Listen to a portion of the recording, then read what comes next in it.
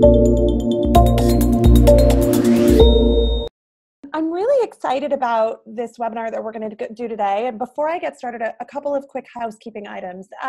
One, we know how busy you all are. In fact, the subject of this webinar is exactly how busy you should be right now, getting ready for next session and driving forward your issue agendas for your organization. So we like to keep these webinars pretty tight. We won't keep you more than 30 minutes. As Nicole mentioned, we do make these webinars available on demand. So please feel free to download it in the future and share with other folks that you think could benefit. So we'll go for about 20-25 minutes, and then we'll pause and take some questions so that you can have a degree of interactivity with our guest today. I'm super excited to introduce our guest today. His name's Tyler Brown. We've worked with Tyler for a long time, and Tyler is the president of Hadron Strategies. He is a really awesome practitioner to hear from today, because in addition to working to help clients large and small, nationally and locally around the country, advance their issue agendas, Tyler brings a unique background. He has a campaign background. He was at the RNC in multiple senior years for many years, where he built the RNC's digital infrastructure from just a 6-person staff to one of the largest technology operations around in politics. So excited to have Tyler here to share with us some of the best practices of campaign world that he's applying today for his clients moving issue campaigns. So Tyler, thanks so much for joining us. Yeah, absolutely. And really excited to be here and talk about it. As you were going through that, I was thinking back, I think when we first started working together in 2015 or 2016, and we said, we want to build a really large digital organizing effort. What does that look like, and can you help us? So it brought back some good memories. Awesome. Thank you. Indeed. To be young again. Yeah, exactly.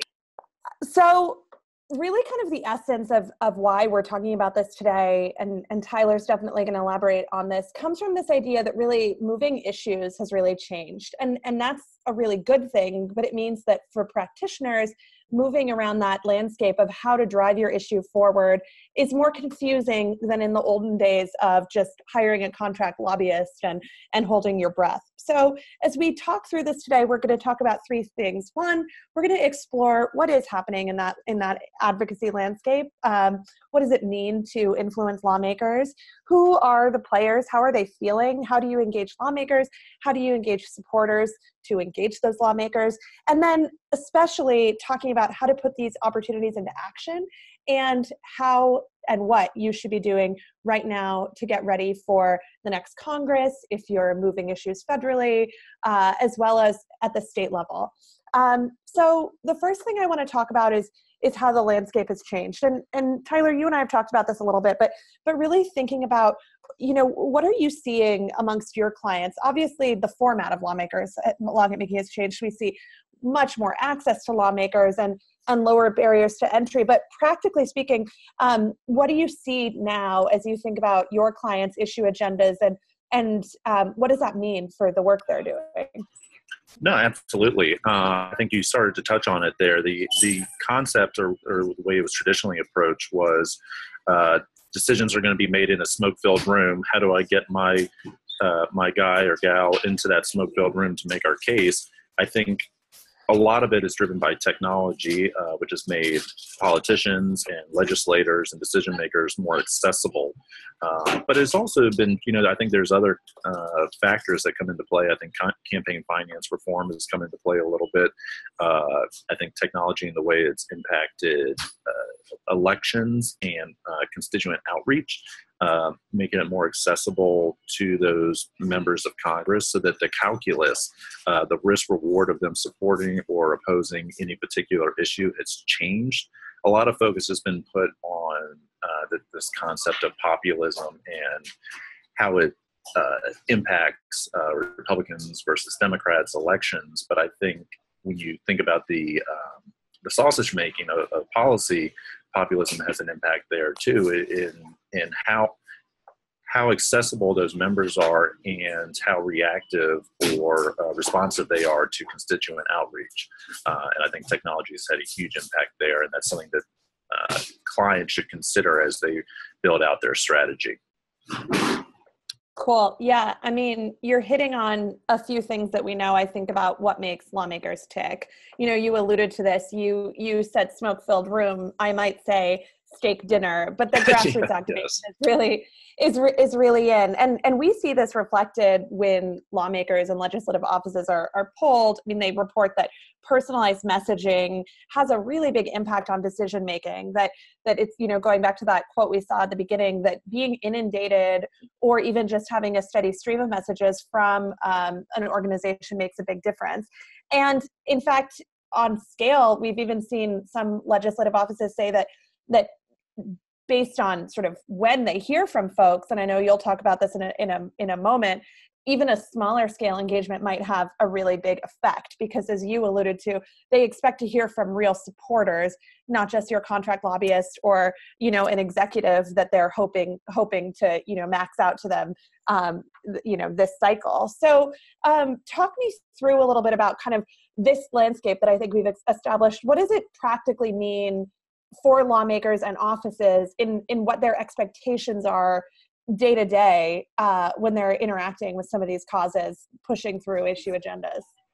No, absolutely. And I can see there on the second bullet, money has been de-emphasized, which we've talked about briefly, campaign finance reform, and where the sources of money, outside spending, outside groups. I think that's impacted how legislators look at how they're going to run their own races and the environment surrounding that. But I think even more importantly is that, and we'll talk, I know we're going to talk a little bit more about metrics from the client side in a little bit, but thinking about the metrics from the legislator side, there really is no set construct for how they enumerate or put those metrics applied to how they make their decisions. Certainly there's polls, but you're not going to run polls on every issue, and it really doesn't raise to that level.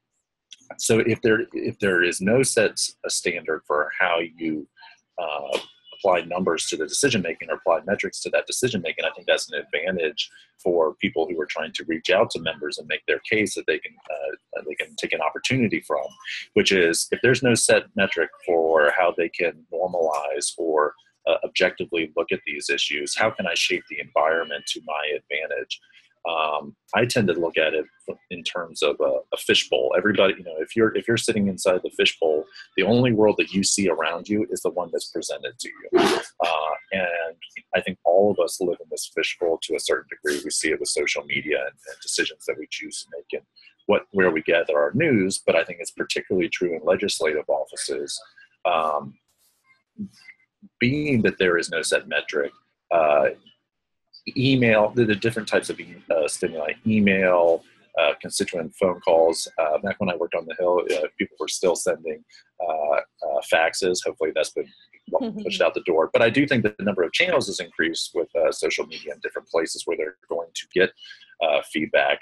Showing up at constituent meetings are always going to still be an important one. And even though this is predominantly a digital conversation, I don't think should be taken off the table, because digital has a large role to play in driving those meetings, person-to-person meetings.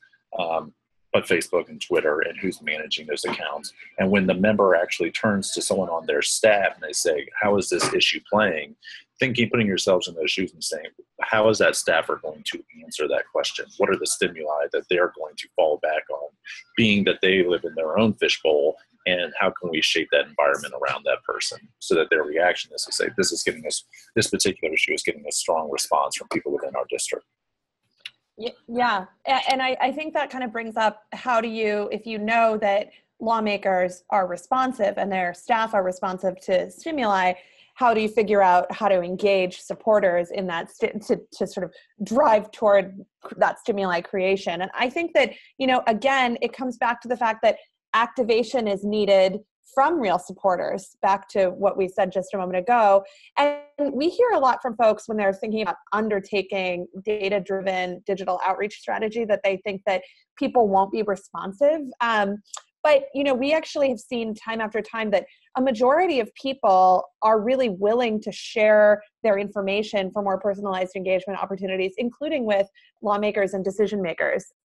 So, you shared with me some good tips about how to engage supporters, and how to sort of what's the right mix, and how do you sort of figure out the right formula for figuring out in any given issue landscape, how to engage your supporters with those lawmakers at that time, at the right moment, in the right context. So I'd love it if you could share that as well. Yeah, 100%. I think to the point you were making, I think that a lot of people are reluctant to developing their own grassroots supporter networks because they're concerned with the time and investment that is required of it, and the feeling of that it's overwhelming, that you've got to cover so many channels and you have to be so active on particular channels, that they talk themselves out of doing it the right way in a proactive way. I think it doesn't have to be so difficult. I think rather than focusing on volume and focusing, and even frankly, in content is very important, so I don't want to undercut the role of content, but even more important than content, I think, is value. So if at the beginning of the conversation, if you can accurately or internally put a button on what is the value between ourselves and our network that we want to engage, be they employees, be they customers, be they people who share the same stance on particular sets of issues, can we define what the value is we want to provide to them? And if so, we can have a productive relationship that does not have to be all about just spamming and putting out a ton of content, or worrying about how well produced the content is or overproduced. If you can really focus on what can I provide to them, be that exclusivity, be that information, be that access, then I think you are in a position to build a very strong grassroots program that's going to resonate with people out there in the community that you want to engage. And I think they will be, because you have provided value to them, they're going to be more likely to engage and mobilize on your behalf.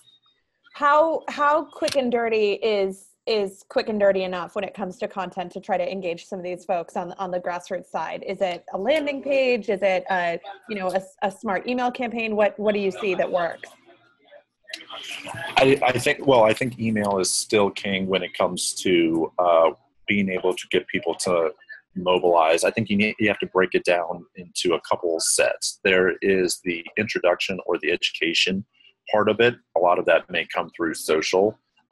There's the activation part, and that's where it's going to come into your web properties. Where can you convert their interest or attention into an email or something that you can use or organize the data around? And then there's the mobilization part, where all things considered, email is going to be the predominant driver. Can you get into their email with a effective call to action? So I would break it down, one for each step. The informal information or educational part is best. That is the best value of your social properties, your outbound.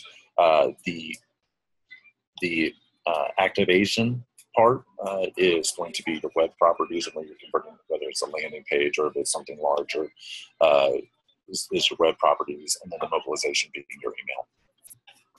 Yeah, I mean, what you're getting at is really something you and I have talked about, which is that building that virtuous cycle of outreach, so that you're bringing people through, as marketers would say, taking them through the funnel in that kind of in what is on an issue, really the same as a customer journey for a regular brand. It's a customer journey of your advocacy brand. Something you mentioned to me when we spoke earlier was that, you said, and it really stuck with me, that you don't have to get to 51%. You just have to make sure that you're being heard loudly. And I thought that was pretty interesting. Yeah, for sure. And I think it's really important to remember in the scope of a advocacy campaign, the goal is not to get to 51% of the district, of the legislator's district being in favor of your issue for it to still play with that legislator. Again, it goes back to how can you shape the environment and the fishbowl that they sit within so that your position or stance stands out amongst the crowd and seems to have a larger role than it may or may not. But beyond that is a louder role. I look, you look at certain the environmental groups, frankly, have done a very good job of doing this, where there may not be, there may be people that agree on the issue, but in terms of the really loudness of the issue, they take a subset of people and they have really put it into effective work, getting into legislators' office, being vocal, being visible. And I think if you can take that passion on any particular issue, even if it's a small subset, and the elected official knows that it is a group that, even if it's a minority within the district, is going to play an outside role in their own visibility and their own public affairs and their own moments that are created, I think that goes into their calculus and how they react. So the goal isn't necessarily, as you said, to get to 51% within the district. It's how can we have a larger role?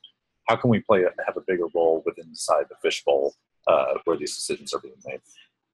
Yeah, for sure. Yeah, environmental groups are a great example of that. So are labor unions. I came across a stat the other day on a Second Amendment issue, actually, where the stat between what legislative aides predicted some people felt on something related to like background checks or something was wildly different than the reality of when people are polled. And I was thinking of our conversation then, because it's a reminder of, well, that indicates that like one side is doing a much better job of messaging on that. Right. And mobilizing around it. And they've, and they've built that relationship that this group, whatever the group is that's standing and doing the advocacy, they stand up for my issues. They fight for the things I believe in, and they're willing to give a voice. They provided some sort of value that's important for them in being that community. And that's what all the effective groups have done. I think if you go down the list and look at anybody that's been effective over the years in doing this, they've really built that relationship, and they know, and members know, that they speak on behalf of very strong feeling constituents back in their district across any issue. Yeah, that's really interesting. So, we persuaded folks to log on today because we told them we were going to tell them what they should be doing right now to get ready for legislative session next session. So I think it's only fair to give them some tips of what they could be doing right now. And you were kind enough to give me 3 kind of overarching things that they should be doing right now. And I'd love it if you'd share more. So the first thing that you told me that people should be doing right now is working on audience development. Tell us what you mean by that. No, absolutely. Audience development is the eating your vegetables of any advocacy campaign. There'll never be any downside. It's always a good investment. And the earlier you start doing it, the better off you are. I think that sometimes there can be a hesitancy within the organization of where they should prioritize and when they should start to get serious about audience development. I think it's very easy to make the case that the earlier you start, the better.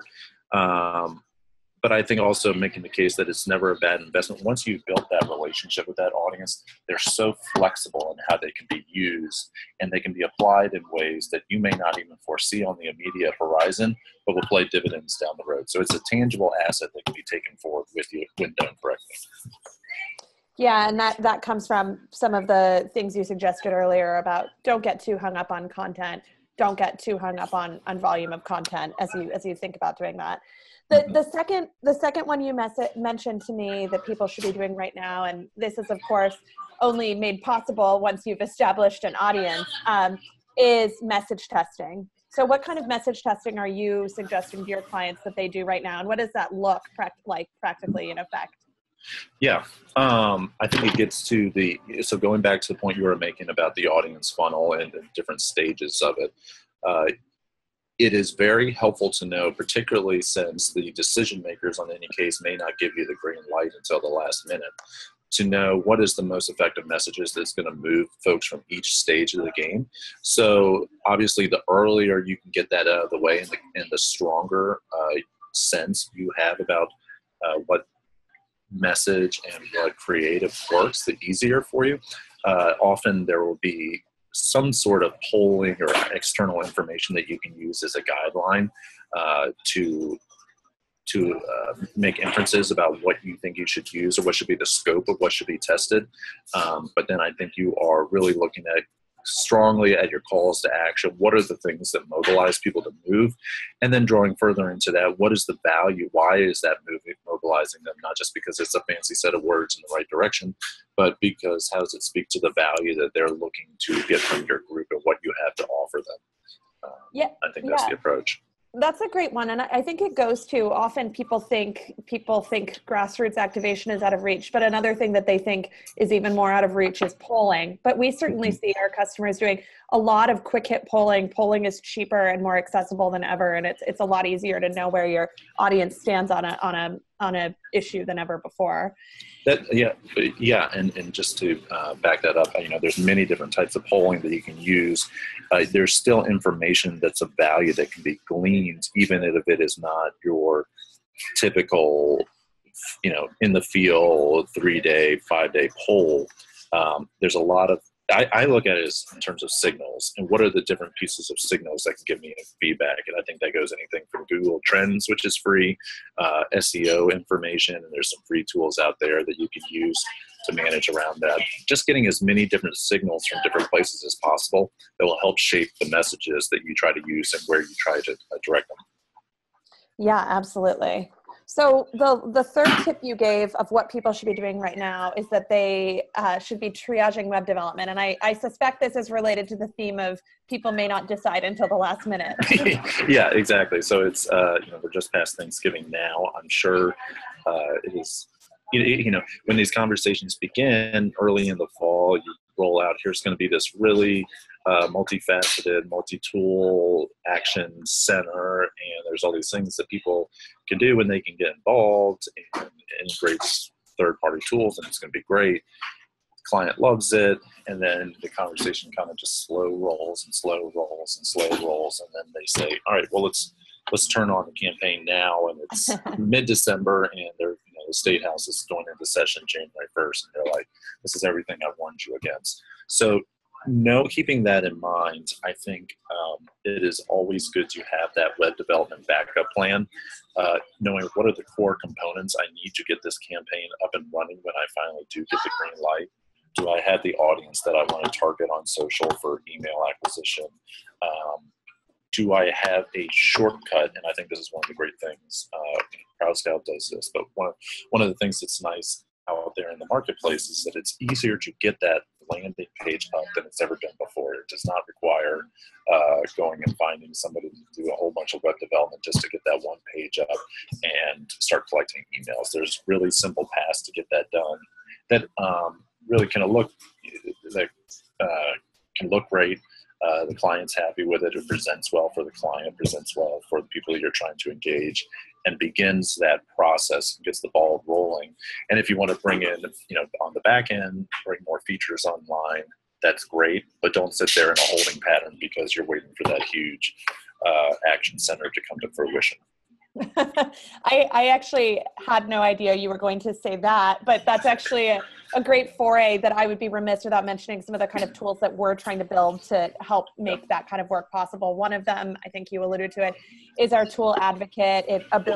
Within a matter of minutes, you can spin up landing pages to drive contact to lawmakers on a local issue, a federal issue, you name it. You're not waiting around for a web developer. And as you said, you were thinking about being a content source for an audience, being able to build brand loyalty by making them feel, as you said, that you're giving them access, I think is super important. One other tool that we've rolled out more recently that I think that we'll start seeing pop up in state legislatures more and more, and it's there are a lot of great opportunities out in the marketplace to engage in this kind of work now is peer-to-peer texting, which is you see huge rates of engagement with. So in terms of driving action and driving pickup when you're just getting started building a grassroots audience, again, that feeling of access, also that feeling of a personal connection. So what is it that they want, and making sure that you're delivering it to them in a genuine way. I think texting has gotten a little bit of a bad rap lately because of some bad actors on the electoral side, but but large issue-based advocacy groups and nonprofits, I think there are some real opportunities. So I know we just have a few minutes left, so I'll just recap so that we can get to a couple of questions. But I think in general, Tyler, we've talked about, one, thinking about how the shift in landscape requires that you shift how you think about legislative battles, both before and during, because you want to be playing the long game with those folks. So, as you said, you don't have to get to 51%, you just have to be loud. Even if your coalition is small, you can still make lawmakers feel the heat. You can make sure, as you say, it's something environmental groups and unions do really effectively. Let them know that they may feel some pain from that genuine base of supporters down the line if they are not engaging with you and coming to the table. And then, as you said, there's no better time to start getting ready for next session than right now, or actually it probably was a few months ago, but there's no time like the present. Yeah. So a couple of questions before we drop off here, but one is, can you, Tyler, someone asked if you could share an outreach or supporter engagement tactic in these past few months where you were kind of surprised by its effectiveness. Anything that surprised you that you've seen recently in engagement? I think that I think you touched on it a little bit with the peer-to-peer text. I think as we were alluding to earlier, there's a perfect world in which you have a lot of runway to develop and get all the tools that you want in a row and march them out in the road in the order that you want to. It's just the nature of life that doesn't often come to fruition, and you are being asked to triage and keep costs low, investment low, and results high, and that's life. I think that the peer-to-peer texting, I've been very impressed by its ability to engage, to be able to get response, and to drive action at a very good price rate or a price point. As you said, it's a market that's growing. It is getting a little bit of pushback, but I don't think in the environment. But I think in terms of effectiveness, I still think it ranks extremely high. Interesting. One other question that I think that connects for me with something that you said to me earlier about how, you need to remove the distinction between online strategy and offline strategy. These are all just people, and you need to sort of think about them in a holistic way. Any examples of sort of old school tactics and new digital tactics working together in a harmonious way to reach lawmakers? What do you see being done there that's effective among your clients? 100%. I think my largest frustration when I'm looking at a campaign of any type is that when people look at the channels as individual silos, and like you're shopping, and there's a sweater, there's a thing for sweaters, and there's a thing for t-shirts, and there's a thing for pants, and you just engage in those individually. I think all of these different channels work most effective when you think of them the larger choreography of how these integrate together. And I think that it goes back to there are more traditional tactics, the lobbyist meeting, phone calls, the faxes, blasting the office. I'm not ready to say take any of those off the table. I think it's more about thinking about how they integrate across wise. So, for example, when your lobbyist is going into the meeting, I think it's important to think what is, in campaign world we call it bracketing, but what do those couple of days leading up to that meeting look like? What do those couple of meetings come after that look like? Should you be geo-targeting your display advertising to make sure that the relevancy is there and that there's some awareness when you're walking into the meeting? When you're coming out of it, is that when you want to ramp up your constituent outreach, emails into the office, pass-through phone calls coming into the office, so that the decision maker there says not only did they come in, they were able to come in with some heat, and that they have the ability to move people. So those tactics, they should all be thinking about the synchronization of them, how they come together. Same thing when it comes to public affairs. There's still a lot of value of being on the front page of the New York Times or the Wall Street Journal, and that that's what every client wants. So I'm not ready to dismiss that off the bat. But the secondary question being, okay, we got on the front page of the New York Times. Now, who's read it? Where is it going from there? How are we making sure? And we had the tools, the data tools that were not available to us before, to ensure that we are directing that content or that objective viewpoint on our particular issue into the people that matter. And once we've done that, are they, once they have read it and we've given them the information, are they more likely to activate than they would have beforehand? So I think, those are a couple examples of just making sure that all the tools are synchronized to work together. Yeah, that certainly goes back to your earlier theme of not getting hung up on vanity metrics, not getting hung up on driving toward a New York Times hit, which is obviously amazing, but thinking more, how is that New York Times hit a means to an end to getting my issue across the finish line? 100%, yeah. Well, we're just almost at 2:35, so I think we'll wrap it up there. Tyler, thank you so much for joining us today. I can't thank you enough. And for folks on the line or folks who had to drop off, of course, we will be making this available on demand, and that will be in your inboxes, which you can, of course, share with folks you know. So, Tyler, thank you so much, and to everyone else, have a great day.